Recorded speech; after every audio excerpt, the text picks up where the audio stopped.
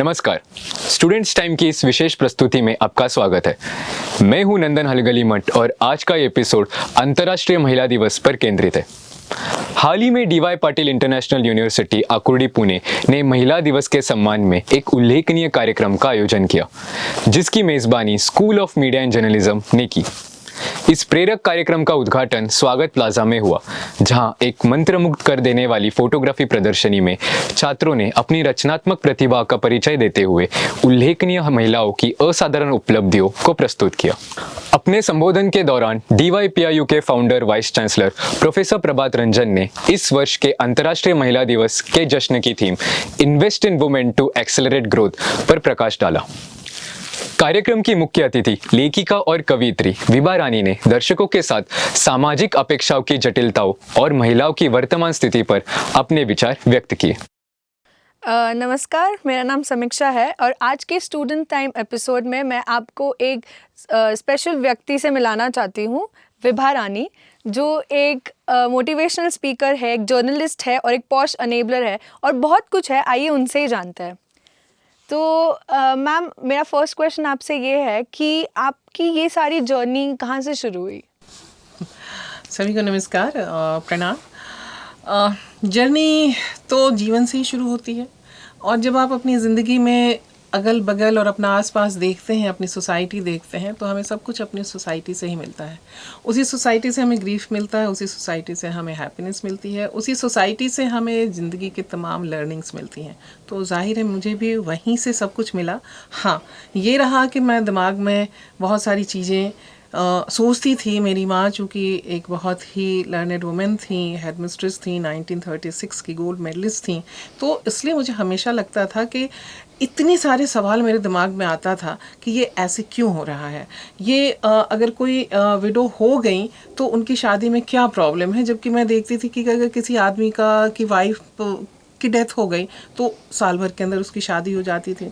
या अगर कोई ये है मेरे घर में अगर कोई आ रहे हैं तो उनके कप प्लेट्स अलग क्यों हैं। तो ये बहुत सारे सवाल मेरे दिमाग में आते रहते थे और ये मेरा सोर्स जो था वो सिर्फ और सिर्फ मेरी माँ थी। तो मैं वहीं उनसे जाके पूछती थी और वहीं से मुझे सवालों के जवाब मिलते थे और वो ही अपने एक प्रोसेस में आकर के वो मेरी राइटिंग में और फिर मेरे थिएटर में, मेरे फोक सिंगिंग में वो सब ट्रांसलेट होते गए।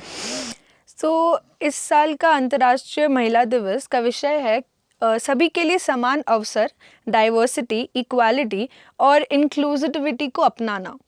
तो आप कैसे मानते हैं कि आप एक लेखक है, एक प्रदर्शक है, तो आपको जो कहना है आप कैसे लोगों तक पहुंचाते हैं?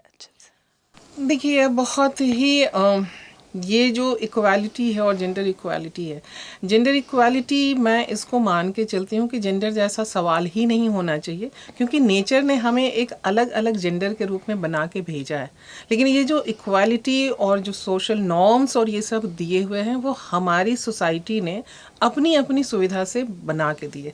और नो डाउट कि इसमें मैं किसी भी मेल फ्रैटर्निटी के ख़िलाफ़ नहीं हूँ, क्योंकि हम सभी मेल और फीमेल वो एक बैलेंस बना करके नेचर ने भेजा है, तो किसी के ख़िलाफ़ मैं नहीं हूँ। बट जो पेट्रियार्की आई और उस पेट्रियार्की की व्यवस्था ने कुछ इम्बैलेंस ऐसे कर दिया कि जहाँ इक्वालिटी जैसे क्वेश्चन आने लगे हैं और इक्वालिटी जैसे शब्द आने लगे। मेरी नज़र में इक्वालिटी जैसे शब्द होने ही नहीं चाहिए, स्त्री और पुरुष दोनों बराबर हैं। अब चूँकि वो है नहीं, नॉर्म वो है नहीं, बनाया हुआ है, अनइक्वल बनाया हुआ है। बहुत पहले एक जोक आता था जब हम लोग छोटे थे कि लोग मजाक में कहते थे, एक चुटकुले में कहते थे कि अरे हम दोनों कैसे बराबर हो सकते हैं, मैं तो साइकिल का पहिया हूँ और वो टायर का पहिया, वो मोटर का पहिया है। जाहिर है आप अगर एक किसी गाड़ी में एक साइकिल का चक्का और एक मोटर का चक्का लगाएंगे तो गाड़ी नहीं चलेगी। तो आपको वहाँ वो इक्वालिटी बना करके रखनी होगी और इक्वालिटी यहाँ से आती है, इक्वालिटी कहीं के बोलने से नहीं होती। मैंने अपनी राइटिंग में यही कोशिश की कि समाज में वो सारी चीज़ें जो हमें डिस्टर्ब करते हैं एज ए पर्सन, अगर मुझे एज ए पर्सन जो कुछ डिस्टर्ब करता है मैं उसको समाज के सामने लेकर के आऊँ और एक मैसेज दूँ कि यस, इनइक्वालिटी तो है, डिस्पैरिटी तो है, बहुत सारी असमानताएं तो हैं, बट चूँकि हम यहाँ आए हैं, ज़िंदा हैं, तो हमारा काम क्या है? संघर्ष करना और उसको मैं कैसे अपने संघर्ष से, अपनी हिम्मत से, अपने विजडम से उसको कैसे मैं आगे लेकर के जा सकती हूँ और कैसे उससे पार पा सकती हूँ। तो यही मैंने अपने राइटिंग में किया है, यही मैं अपने परफॉर्मेंस में करती हूँ, यही मैं जब मैं पॉश के लेक्चर लेने जाती हूँ तो वहाँ भी करती हूँ, और यही जब मैं मोटिवेशनल ट्रेनिंग के लिए जाती हूँ, मोटिवेशनल स्पीकिंग के लिए जाती हूँ, तो वहाँ भी वही मैं कहती हूँ कि सबसे पहले आप इंसान हैं, औरत और मर्द तो बाद की बात है।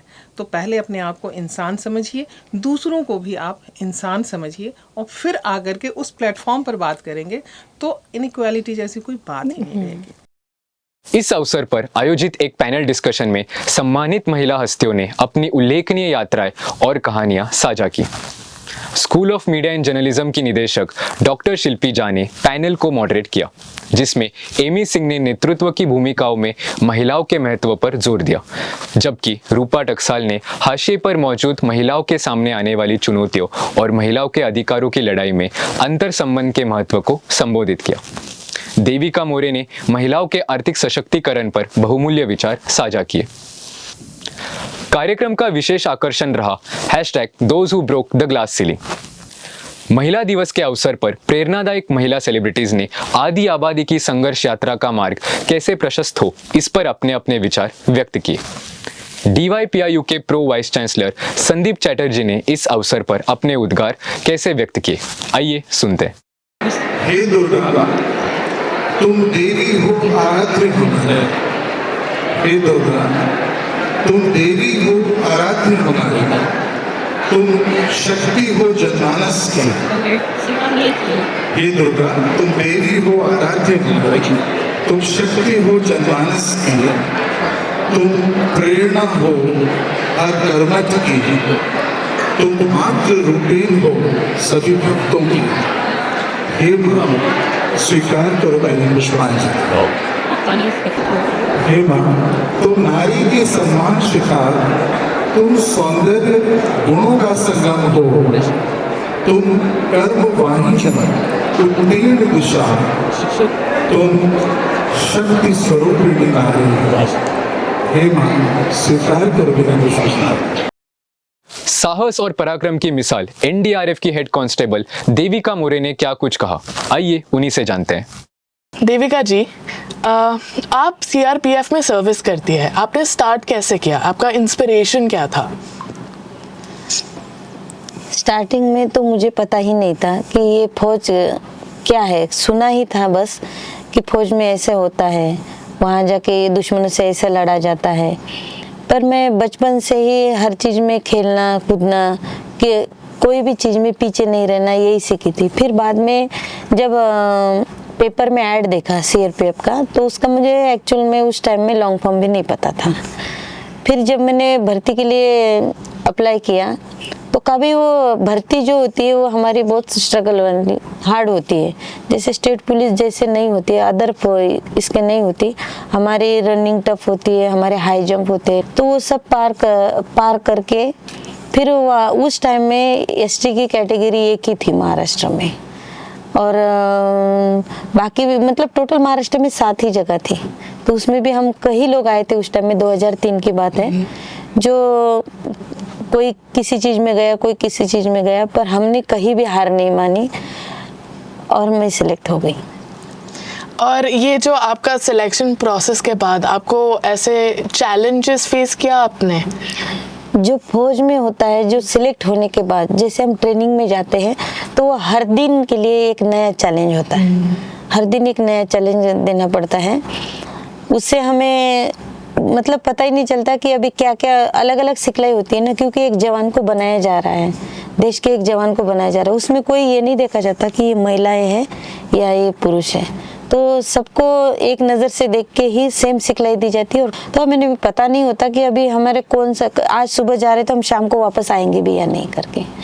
पर वही एक मेंटालिटी थी, पर हमारे देश के लिए हमें कुछ करना है, हम इस भारत की बेटियां हैं, हमें पीछे नहीं रहना है।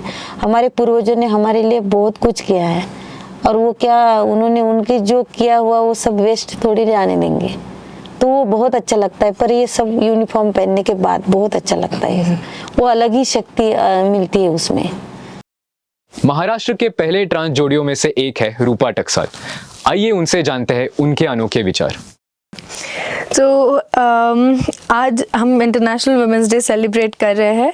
आपके पास दुनिया के लिए क्या मैसेज है जो लोग स्ट्रगल कर रहे हैं अभी इस कम्युनिटी में, या फिर खुद को आइडेंटिफाई अभी तक नहीं, ओपन अप नहीं कर पा रहे, तो उनके लिए आपके पास क्या मैसेज है?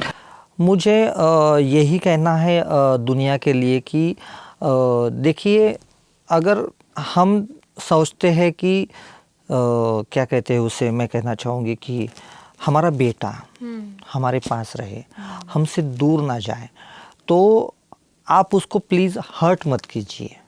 अगर सबसे पहले माँ बाप अगर इस बात को समझेंगे कि चलो ठीक है, जो ऐसा भी हो वैसा हो, मेरा ही खून है, मेरा ही अपना ही है, तो मम्मी पापा को ये पता नहीं है कि जब वो हर्ट करते हैं कि उनको जेंडर ओपन होता है कि मेरा बेटा ऐसा ऐसा है, तो ना जाने उस बेटे को कौन सी कठिनाई को मुंह दिखाना पड़ता है और कैसे कैसे काम करने पड़ते हैं।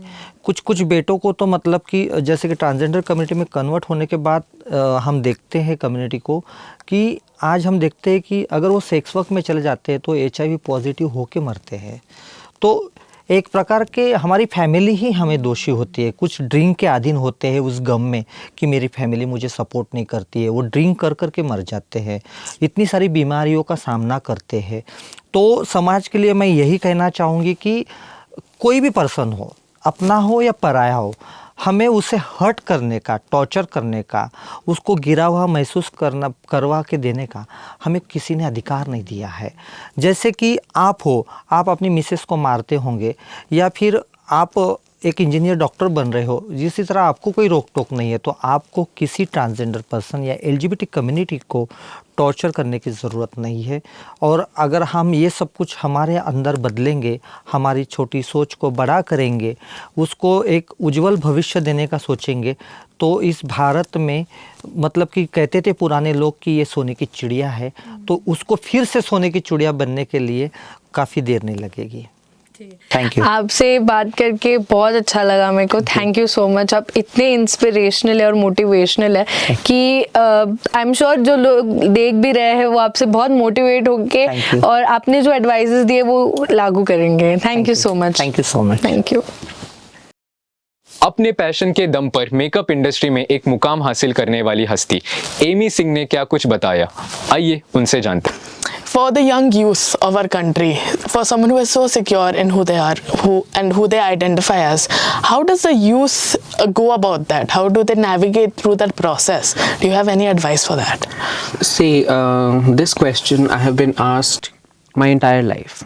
It starts from childhood. Okay, so whenever you ask a normal boy or a girl कि बेटा बड़े होके तुमको क्या बनना है, he will be influenced by parents कि मुझे engineer बनना है, I want to become a doctor, I want to become a soldier and all. और for a girl also, मैं doctor बनूंगी, मुझे life saves करनी है, I'll be a beauty queen, I'll be everything. But when a person from LGBT community, that basic right of that question is like what your aim in life is. He wants to become a woman. That's a transgender story. He wants to become a good person in life because उसके पास ये सोचने का time ही नहीं है कि उसको क्या career path पे जाना है। वो डिस्क्रिमिनेशन पेरेंट्स के स्टार्ट होता है and it's my story also. Why my name is Amy? Because I aimed myself. That's a lovely story. That's why I believe कि don't put pressure on kids. Kids are so flexible. Kids' minds are like blank slate. What you put in them gets portrayed in their life ahead. So just my future my answer to that question would be, stop believing that you can mend your child's life. Let him live. Let him live for the time where at least 18 years of his life he's free to do whatever he wants to do. And then you shape his future based on that knowledge what he has grasped. And be flexible enough to understand what your child needs. Then putting on the pressure on that individual कि नहीं ऐसा नहीं है. Okay. So for example, if I have a mom with me, my mom is a single parent. If I go to her and say I want to get married to a man, she will allow me because she has seen the struggle I have gone through. But if I go to my relative's house and I say मुझे लड़के से शादी करना है, they will literally be No. Why? So that notion of putting a pressure on a child should change.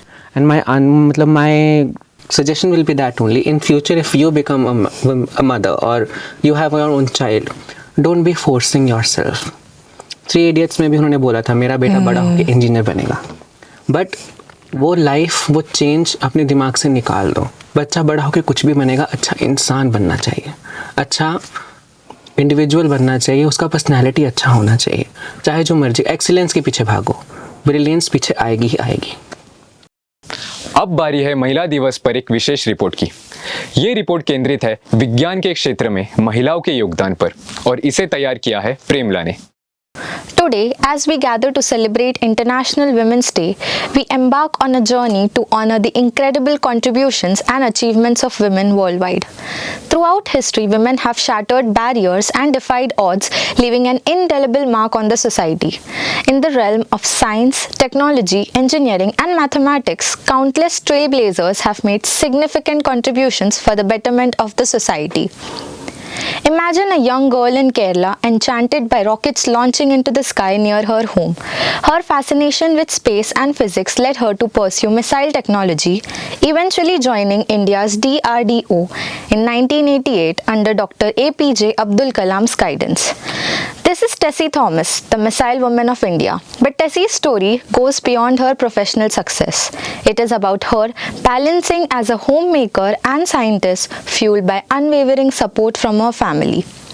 Many are pioneers like Asima Chatterjee, the first woman to be awarded a Doctor of Science by Indian Institute, Janki Amal, the first female botanist, Rajeshwari Chatterjee, India's first female engineer, have made significant contributions by promoting representation and inclination of women towards STEM.